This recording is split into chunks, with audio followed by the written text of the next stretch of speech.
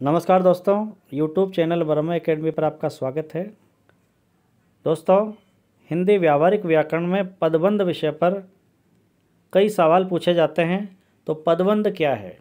पदबंध को जानने के लिए आप इस वीडियो को अंत तक देखें। आइए विस्तार से समझते हैं पदबंध। पदबंध का मतलब होता है पदों का बंधन, या शीर्षक से हम देख सकते हैं, यानी कि इसमें कई सारे पदों का बंधन होता है, यानी कई सारे पद मिलकर के एक पद का कार्य करते हैं। तो अब पद क्या है? समस्या यह है कि पद क्या है। तो पद को जानने के लिए हमें क्या करना है, इसकी परिभाषिक अर्थ समझना जरूरी है। जैसे वाक्य में प्रयुक्त जो शब्द होते हैं वो पद कहलाते हैं, ठीक है। स्वतंत्र जब होते हैं तो वो शब्द कहलाते हैं, लेकिन जब शब्दों का हम वाक्य में प्रयोग कर देते हैं तो वो शब्द पद बन जाते हैं, अर्थात उनको व्याकरणिक मान्यता मिल जाती है। जैसे अब इन पदों का जो व्यवस्थित समूह होता है उससे वाक्यों का निर्माण होता है, यानी कि ये परिभाषिक रूप से क्या कहेंगे, पदों का व्यवस्थित समूह वाक्य होता है, ठीक है। और इसके बाद अब आते हैं पदबंध। तो पदबंध क्या है? वाक्य में कोई एक व्याकरण कार्य को सार्थकता देने वाले एक से अधिक पदों का समूह पदबंध कहलाता है। यानी ध्यान देने योग्य यह है कि यहाँ एक से अधिक पदों का समूह होता है, ये सारे मिलकर के पदबंध बनते हैं। यानी कि पद तो एक ही है, लेकिन उसके साथ कई सारे अन्य पद जुड़े रहते हैं, इसलिए इनको हम पदबंध कहेंगे। तो आइए, पदबंध कितने होते हैं? पदबंध के प्रकार के अनुसार पदबंध 5 प्रकार के होते हैं व्याकरण में। पहला है संज्ञा पदबंध, दूसरा सर्वनाम है, और तीसरा विशेषण, चौथा है अपना क्रिया पदबंध, और पांचवा है अव्यय पदबंध। कुल मिलाकर के मूलतः 5 प्रकार के पदबंध होते हैं। तो हम इनका विस्तार से अध्ययन करते हैं। सबसे पहले जानें कि संज्ञा पदबंध क्या है। तो दोस्तों, हम जानते हैं कि संज्ञा क्या है। संज्ञा किसी व्यक्ति, वस्तु, जाति के नाम को संज्ञा कहते हैं।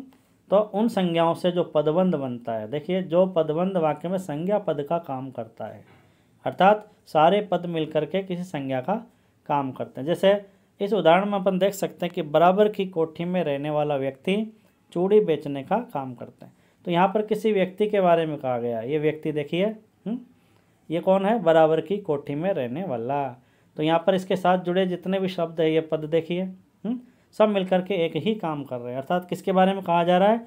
बराबर की कोठी में रहने वाले व्यक्ति के लिए यहाँ कहा गया है, इसलिए यहाँ पर हो गया संज्ञा पदबंध। यानी कि कुल मिलाकर के जो संज्ञा पद का काम करे, यानी कि ये सब मिलकर के संज्ञा पद का काम करते हैं, इतने सारे शब्द, ठीक है। तो ये संज्ञा पदबंध कहलाया। उसके बाद आता है सर्वनाम पदबंध, यानी कि संज्ञा के स्थान पर जिन शब्दों का हम प्रयोग करते हैं वो सर्वनाम कहलाते हैं।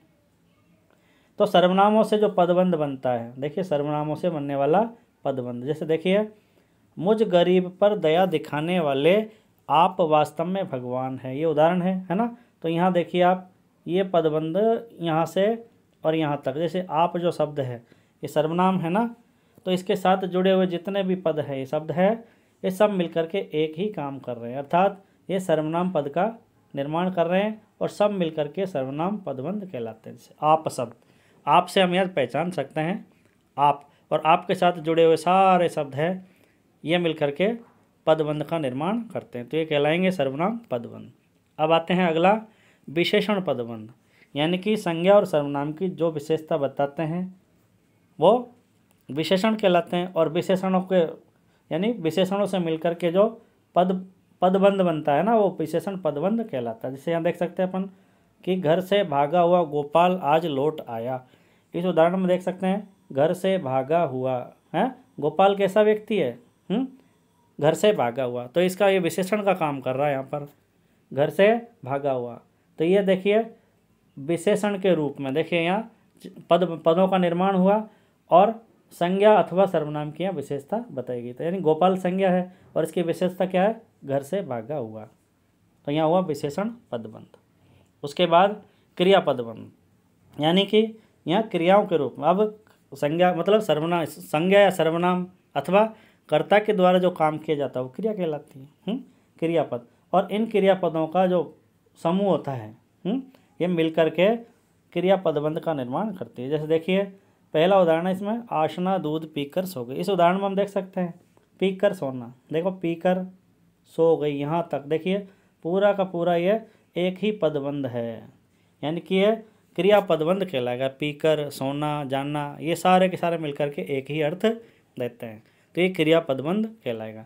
आगे इसके बाद अव्यय पदबंध, ये अंतिम है, जो पदबंध वाक्य में अव्ययों का निर्माण करते हैं, अव्ययों का कार्य करते हैं, सॉरी। अब ये क्या अव्यय, अव्यय जानते होंगे, अविकारी।